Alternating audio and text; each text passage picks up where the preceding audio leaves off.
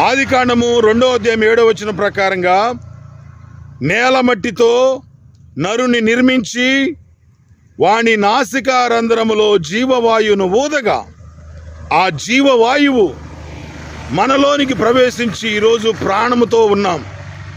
దేవుడు మనకేమిచ్చాడని ఈరోజు చాలామంది క్వశ్చన్ వేసేవాళ్ళు ఉన్నారు.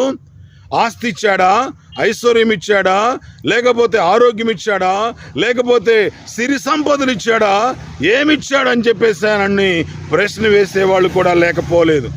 వాటన్నిటికంటే విలువైంది, శ్రేష్టమైంది ఏంటంటే ఆయన నీకు ఊపిరి దయచేశాడు. ఆయన నీకు ఊపిరిచ్చాడు. 104వ కీర్తన 29వ వచనములో అంటాడు, ఆయన ఊపిరి తీయగా అవి మట్టి పోలగును. ఆయన ఊపిరిగా సృజించబడిన 30వ వచనంలో మనము సృజించబడ్డామంటే ఆయన ఊపిరిచ్చాడు. ఆ ఊపిరితోనే ఈ లోకములో బ్రతుకుతున్నాం. కాబట్టి ఈ ఊపిరినంతకాలము మనం ఆయన్ని స్తుతించాలి. యెషయా గ్రంథం 38వ వచనం ప్రకారంగా సజీవులే కదా నిన్ను స్తుతించదని దేవుని వాక్యము సెలవిస్తుంది. ఈరోజు నేను సజీవుడనై నిన్ను స్తుతించదను. కాబట్టి దేవుణ్ణి మనం స్తుతించాలి. ఎందుకంటే ఊపిరిచ్చాడు, నీలో జీవాన్ని పోశాడు, నీలో ప్రాణం ఉంది.